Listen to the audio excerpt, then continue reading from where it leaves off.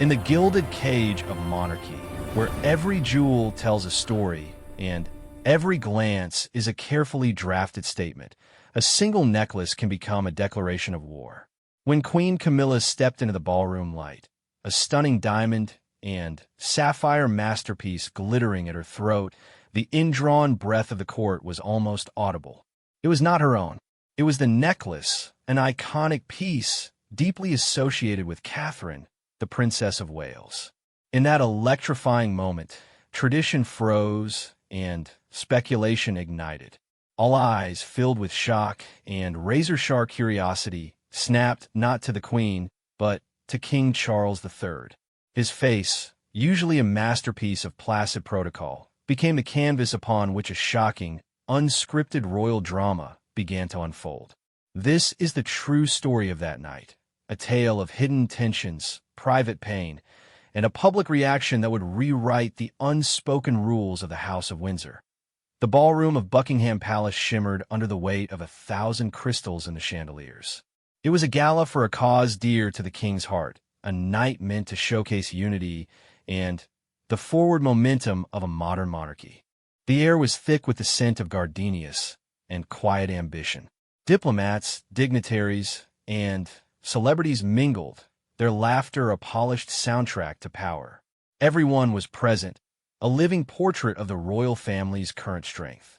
King Charles moved through the crowd with practiced ease, his smile warm but measured, a man finally in the role history had prepared him for. Catherine, the Princess of Wales, was a vision in a soft lavender gown, her poise as ever radiant and engaged, speaking with patrons about mental health initiatives. The evening was proceeding with clockwork perfection, a flawless performance of royal duty. All of that shattered the moment Queen Camilla made her entrance. She was, as always, regal in a deep emerald gown. But it was not the dress that commanded silence. It was the spectacular necklace that lay against her collarbone. A central, jaw-dropping sapphire surrounded by a burst of diamonds, from which a waterfall of smaller diamonds and sapphires cascaded. The piece was unmistakable. It was the Cambridge sapphire necklace, a piece Catherine had worn on numerous landmark occasions, most famously early in her marriage. It had become, in the public eye and within court circles, part of Kate's signature jewel wardrobe, symbolic of her grace and future as queen consort. A murmur, hastily suppressed, rippled through the aware section of the crowd. Courtiers exchanged fleeting, wide-eyed glances. Photographers' lenses, which had been trained on the princess, swiveled as one towards the queen. The necklace wasn't just an accessory. It was a deeply personal and symbolic artifact. Its appearance on Camilla was not just a fashion choice. It was a seismic event in the silent language of the palace. The shock in the room was palpable, a physical wave of stunned energy. Guests pretended not to stare, their conversations faltering into awkward, distracted whispers. Is that? It can't be, but she never. The questions hung unspoken, heavy in the perfumed air. The rules of royal jewelry are unwritten but ironclad. Pieces of such specific association are not simply borrowed without profound meaning or consultation. This felt like a crossing of a line, a blurring of carefully maintained identities. All attention then turned, as if pulled by a magnet, to King Charles. He had been in conversation with a foreign ambassador, but turned, sensing the shift in the room's energy. His eyes found his wife. For a fraction of a second, his entire body went still. The genial, slightly absent-minded smile he had been wearing vanished, wiped clean. His face, in the harsh glare of the flashbulbs that now exploded around Camilla, did not show anger. It showed something far more revealing, pure, unguarded shock. His brows lifted, his mouth parted slightly, and his eyes held a look of profound, bewildered surprise.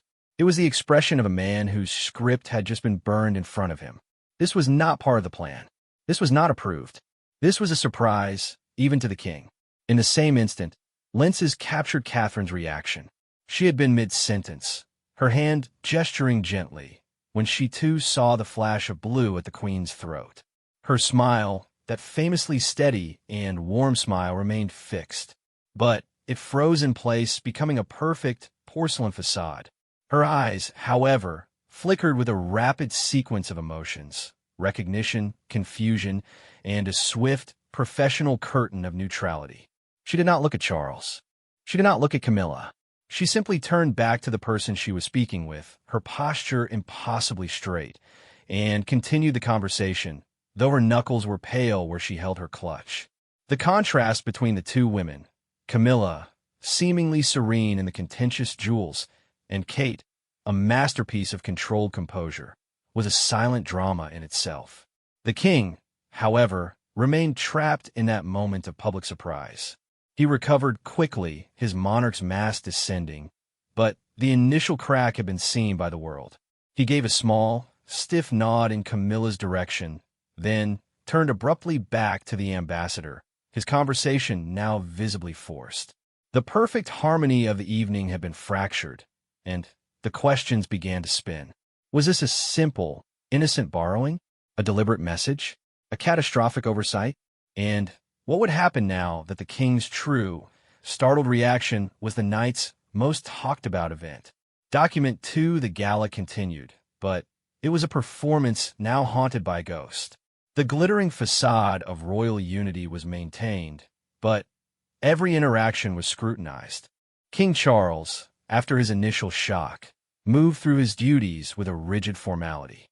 His laughter at jokes seemed a beat too late, his eyes constantly scanning the room, rarely resting on his wife. When protocol demanded they stand together for official photographs, the space between them seemed charged with an invisible frost. Camilla, for her part, carried herself with an air of unruffled confidence. She touched the necklace occasionally, a conscious or unconscious gesture that drew the eye every time. To some, it looked like pride, to others like a challenge. Catherine, meanwhile, became a study in impeccable detachment. She was charming, engaged, and utterly avoiding any proximity to the sapphires now glittering across the room. She leaned into her own lane of work, her conversations deeper, her focus intense, as if to silently assert that her value was not in jewels but in her duty. Behind the scenes, in the private corridors and staff rooms of the palace, a quiet storm was brewing. Senior aides, the men and women who managed the monarchy's image and relationships, were in a state of controlled panic. Text messages flew between them. Was this clear? Why weren't we informed? What is Her Majesty's office saying? The Queen's private secretary, when cornered, was uncharacteristically vague, suggesting it was a personal choice of Her Majesty, a phrase that in palace language screamed of a lack of prior coordination. The King's team was furious. The narrative of a smooth, compassionate transition, of a blended family finding its rhythm, had been jeopardized in one flash of blue light. They knew the headlines tomorrow would not be about the charity, but about the necklace. Damage control began before the last guest had left. Sources close to the king began to quietly, anonymously, brief the press. The king was unaware the queen intended to wear the piece, one would say. It was a last-minute decision, offered another. The messages were clear. This was not a united front. This was a solo move. For Charles, the betrayal was personal and professional. Later, in the sovereign's private suite, a tense conversation took place. Sources would later describe it as forthright. Charles was reportedly hurt and deeply concerned. The necklace was not just any piece. It was a symbol of Diana, given to her by the Queen, and later worn by Kate, the future of the monarchy. For Camilla to wear it felt, to him, like a deliberate provocation, a reopening of old wounds he had spent decades trying to heal. It undermined his careful work to present Camilla as a loyal, respectful consort. He feared it would be seen as her attempting to overwrite the past, to insert herself into a lineage that the public had carefully assigned to Kate. "What were you thinking?" was the core of his anguished question. Camilla's reported defense was one of practicality and entitlement. A senior aide later suggested her view was, "They are the crown's jewels. I am the queen. Why should I not wear a beautiful piece that is available?" She apparently saw it as a statement of her own secure position, not an affront to Catherine. But the lack of discussion, the blindsiding of her own husband, revealed a significant rift in their communication, a private ambition or frustration spilling into public view. Meanwhile, Catherine returned to her private apartments at Kensington Palace. The mask of calm could finally fall. According to those close to her, she was deeply upset, not out of petty jealousy for a jewel, but because of the profound disrespect the act symbolized. In her world, such things are discussed. It was a breach of an unspoken code of courtesy between the two households. For William, the Prince of Wales, the action was seen as a direct slight to his wife, a destabilizing move in the delicate ecosystem of the monarchy. His loyalty fiercely protective of Catherine and their children's future, he was said to be incandescent. The incident threatened to unravel years of careful, patient bridge building between the two couples. That night, as the palace slept, the fallout was just beginning. The public story was one of shocking fashion choice, but the private reality was a serious crisis of trust at the very top of the royal family. Document 3: the morning after the gala. The media explosion was everything the king's aides had feared. Front pages were dominated by side-by-side photos. Camilla beaming in the sapphires, and Charles's face captured in that pristine moment of shock. Headlines screamed, "Necklace of shock," Camilla's sapphire snub, the king's stunned silence.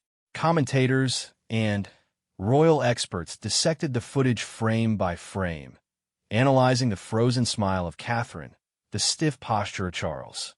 Social media became a wildfire of speculation. Was this a power play by a newly crowned queen? A desperate bid for relevance? A simple, tone-deaf mistake? The charity's cause was completely forgotten, buried under the weight of royal drama. The palace's usual method of silence, letting the storm blow over, seemed inadequate. The visual evidence was too powerful, the narrative too compelling. Inside the palace walls, the crisis moved from private upset to formal strategy. An emergency meeting was convened in the king's study. Charles, William, and their top communications advisors were present. The atmosphere was grave. William, defending his wife's position, insisted the public perception of a rift must be addressed. The old model of never complain, never explain was, he argued, fueling the destructive fire. Charles, a traditionalist at heart, was reluctant to dignify the gossip with a response. But the meeting's turning point came with the presentation of the morning's polls and editorial pieces. They showed a significant swell of public sympathy for Catherine and a concerning dip in approval for Camilla. The incident was painting the queen as cunning and insensitive, and the king as weak or unaware in his own household. This was damaging the crown itself. A decision was made. A controlled, subtle, but clear intervention was required. The solution was a masterpiece of royal symbolism. 3 days after the gala, Catherine was scheduled to undertake a solo engagement, visiting a children's hospice. It was a poignant event, focusing on her warmth and genuine connection with vulnerable families.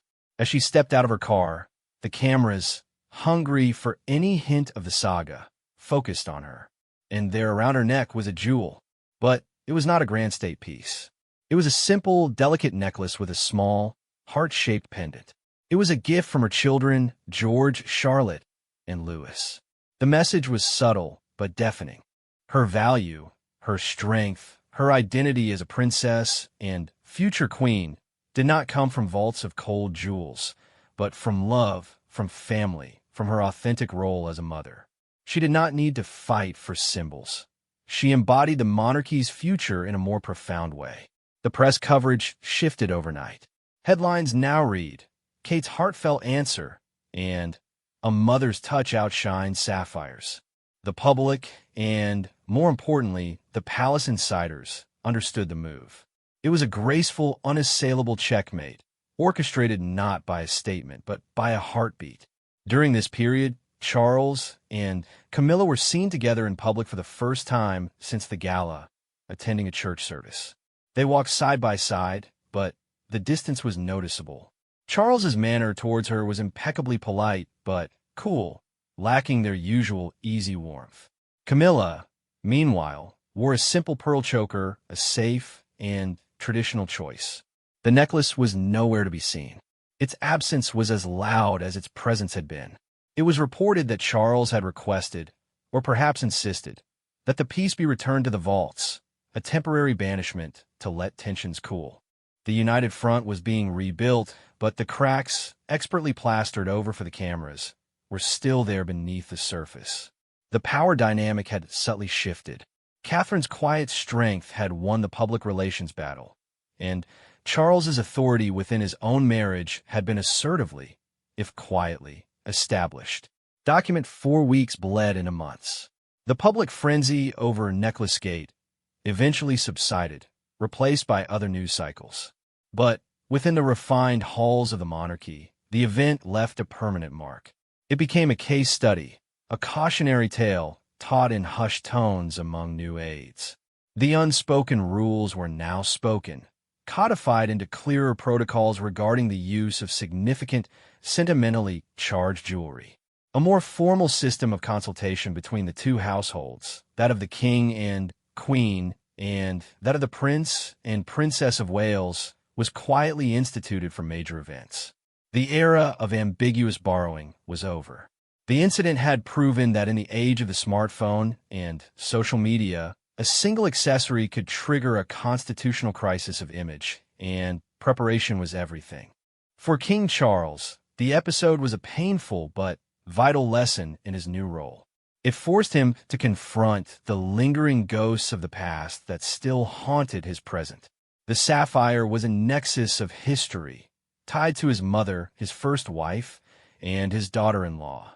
Camilla's wearing of it had, in his view, recklessly tugged at those threads.